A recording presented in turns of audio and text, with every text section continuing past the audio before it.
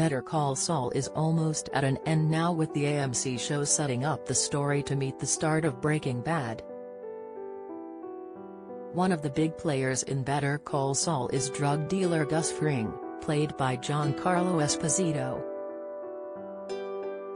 The character's rise was charted in Breaking Bad's prequel series, with the original showcasing his brutal end. Warning: this article contains major spoilers from Breaking Bad. How did Gus Fring die? Gus was killed in a shocking and memorable scene back in the Season 4 finale of Breaking Bad. The episode in question was ironically called Face Off and saw Gus arriving at the nursing home Cosa Tranquila, where Hector Salamanca, Mark Margolis, lived. Gus arrived at the nursing home to berate Hector for going to the DEA with the drug dealer, believing he had become an informant. He also planned to kill Hector with his enforcer Tyrus Kit, Ray Campbell, readying a lethal substance for Gus to inject into his rival. What Gus didn't bank on was Hector's secret plan to take him down instead. Hector had rigged a bomb to the side of his wheelchair, which he activated by ringing a bell.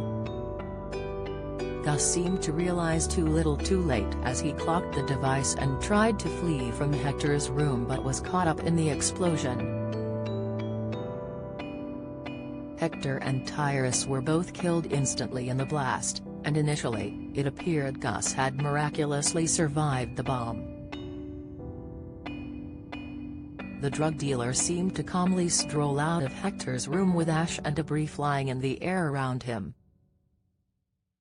However, a panning camera shot revealed half his face had been blown off, exposing his skull and brain, with Gus then falling to the floor dead.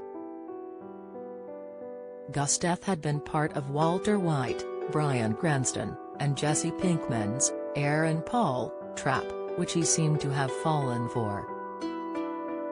Walt was onto Gus, who was planning to replace him, and in a bid to save himself, he took down the drug lord. Speaking about the scene, Breaking Bad creator Vince Gilligan said, "Gus' death is something that my writers and I talked about for many, many months before it came to the day that we actually shot it." He revealed there were thousands of man-hours on the prosthetics as they figured out how it would look with half of Gus' face missing. The lengthy process involved doing Photoshop mock-ups as well as making a bust of the actor, which they could also work on, as well as having prosthetics on Esposito's face. Esposito said in a behind-the-scenes video, when Vince mentioned, "You are finally going to go. We have to do it, it's just right for the story." I said, "If it's right for the story, let's go big." The star also shared his thoughts about filming Gus' final scenes, which were shot at a real-life abandoned nursing home. He said, "It's a very busy day. I have a lot of makeup to go through. We have the first shot, where I can just be sort of natural and normal, if you can call that getting into the Gus character, trying to find a natural state." Esposito continued, "I decided this morning that I would put on a different pair of glasses and I'd roll in the van as Giancarlo just to sort of start a little easier, because as soon as I put on my glasses, and start to think about this Gus mindset, I become a little bit manipulative. I get a little more joy out of ordering my egg white omelette. I get a little more joy out of saying when they knock on my door and say, 'We're ready for you,'